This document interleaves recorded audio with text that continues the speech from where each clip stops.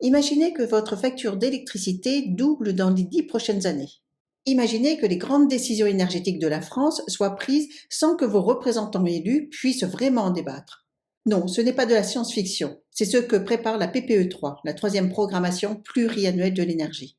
Bonjour et bienvenue sur Regard sur demain, la chaîne qui déchiffre les grands enjeux de notre époque. Cette programmation va définir notre politique énergétique de 2025 à 2035. Elle représente l'un des défis les plus complexes auxquels notre pays fait face depuis des décennies. Nous devons concilier transition énergétique, compétitivité économique et démocratie. Aujourd'hui, cette conciliation semble compromise car la PPE3 soulève 4 problèmes fondamentaux que tout citoyen devrait comprendre. Le cœur du problème touche au fonctionnement même de notre République. Traditionnellement, cette programmation énergétique était adoptée par un simple décret gouvernemental. Cette méthode présentait certes l'avantage de la rapidité, mais elle écartait totalement le Parlement des choix stratégiques majeurs. Il n'y avait pas de débat démocratique, pas de vote de nos députés et sénateurs, et pas d'amendement possible.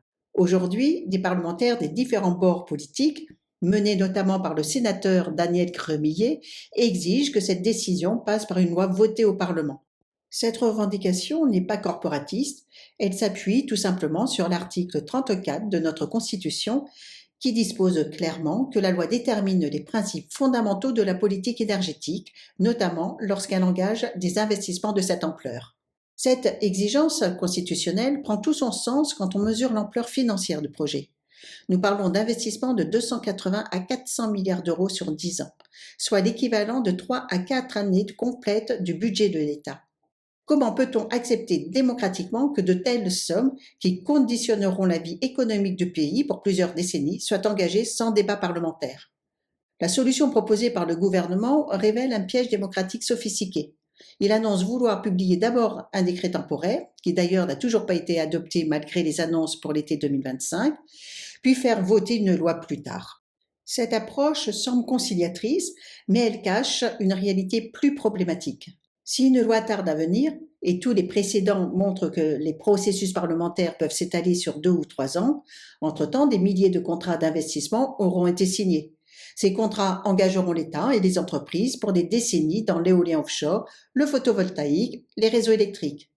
Quand le Parlement pourra enfin se prononcer, il ne fera que ratifier des décisions déjà prises et juridiquement verrouillées.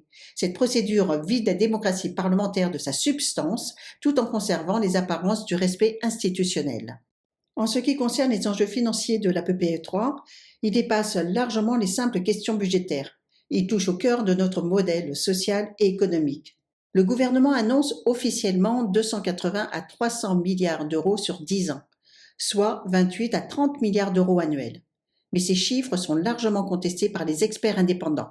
Les évaluations critiques évoquent des coûts dépassant 400 milliards d'euros et certaines projections parlent de 110 milliards d'euros par an une fois le système pleinement déployé.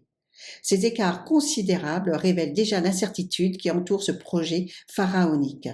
Pour rendre ces montants concrets, prenons l'exemple d'une famille française moyenne de 4 personnes. Selon les évaluations les plus pessimistes, mais hélas les plus réalistes, cette transition pourrait représenter jusqu'à 8 000 euros supplémentaires par an et par foyer. Vincent Berger, haut-commissaire à l'énergie atomique, une autorité incontestée dans ce domaine, l'a affirmé publiquement. Cette PPE3 pourrait doubler nos factures d'électricité d'ici 2035. Cette explosion des coûts s'explique par des choix technologiques et stratégiques discutables. D'abord, le recours massif aux énergies renouvelables intermittentes crée une complexité technique et économique énorme. Quand le vent ne souffle pas et que le soleil ne brille pas, il faut bien produire de l'électricité. Cela oblige à maintenir en permanence 2 systèmes parallèles, les énergies renouvelables et des capacités de backup, généralement au gaz. Cette double infrastructure multiplie mécaniquement les coûts d'investissement et de maintenance. Ensuite, les objectifs fixés par la PPE3 paraissent déconnectés des réalités industrielles. Le plan prévoit de multiplier par 5 les capacités photovoltaïques installées en France d'ici 2035. Il faut installer 40 gigawatts d'éolien offshore, soit environ 4000 éoliennes géantes en mer réparties sur tout notre littoral. Ces cadences industrielles n'ont jamais été atteintes nulle part dans le monde. Elles créent mécaniquement des tensions sur les approvisionnements, sur la main-d'œuvre spécialisée et sur les capacités portuaires. Ces tensions se traduisent toujours par des surcoûts importants qui seront répercutés sur les consommateurs. Enfin, et c'est peut-être le plus paradoxal, cette stratégie sous-utilise notre principal atout énergétique.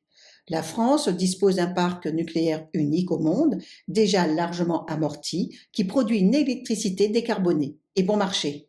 Réduire sa part dans le mix énergétique au profit d'énergies plus coûteuses constitue un gaspillage économique considérable. C'est comme remplacer un outil parfaitement fonctionnel par un équipement plus cher et moins fiable. Les conséquences économiques de cette explosion des coûts dépassent la simple question du pouvoir d'achat des ménages. Elles menacent la structure même de notre économie productive. Avec des factures d'électricité doublées, comment nos industries électro-intensives, sidérurgie, aluminium, chimie, verre, pourront-elles rester compétitives face à leurs concurrents allemands, chinois ou américains? Ces secteurs emploient directement plusieurs centaines de milliers de personnes et en font vivre indirectement des millions d'autres. Leur délocalisation programmée constituerait la plus grave désindustrialisation que la France ait connue depuis un siècle. Au-delà des aspects financiers, la PPE3 fait peser des risques techniques majeurs sur la stabilité de notre système électrique. Cette dimension, souvent négligée dans le débat public, conditionne pourtant la viabilité même du projet. Le système électrique français repose aujourd'hui sur un équilibre permanent entre production et consommation. Cet équilibre est possible grâce à des moyens de production pilotables, c'est-à-dire que l'on peut démarrer et arrêter à la demande. Le nucléaire, l'hydraulique et les centrales thermiques jouent ce rôle stabilisateur essentiel. La PPE3 prévoit de remplacer massivement ces moyens pilotables par des énergies intermittentes. Cette substitution créerait une instabilité structurelle du réseau électrique. Les épisodes de forte demande, couplés à une faible production renouvelable, pensez par exemple à un pic de consommation hivernale, sans vent ni soleil, pourraient provoquer des délestages, voire des blackouts. Ces incidents qui touchent déjà régulièrement d'autres pays européens, très dépendants des renouvelables, auraient des conséquences économiques catastrophiques dans un pays industrialisé comme la France. Les solutions de stockage massif, souvent présentées comme la réponse à cette intermittence, n'existent pas encore à l'échelle industrielle requise. Les batteries actuelles ne peuvent stocker que quelques heures de consommation nationale. Pour faire face aux variations saisonnières de production renouvelable, il faudrait des capacités de stockage équivalentes à plusieurs semaines de consommation. Ces technologies restent largement hypothétiques à l'horizon 2035. La PPE3 illustre parfaitement les dérives de la technocratie moderne. Le processus d'élaboration révèle un mépris systématique pour l'expertise institutionnelle et la concertation démocratique. Les organismes consultatifs spécialisés, comme le Conseil national de la transition écologique et le Conseil supérieur de l'énergie, ont émis des réserves importantes sur le projet. Ces critiques, formulées par des experts reconnus, sont restées sans réponse appropriée de la part du gouvernement. L'autorité environnementale a souligné de graves manquements: absence d'objectifs régionaux, évaluation environnementale insuffisante et impact non évalué sur les ressources en eau et la biodiversité. Cette surdité institutionnelle provoque une mobilisation inédite.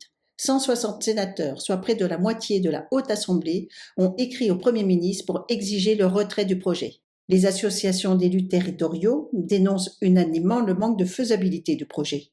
Les professionnels de la pêche et de l'agriculture, directement concernés par l'éolien offshore, manifestent dans les ports français.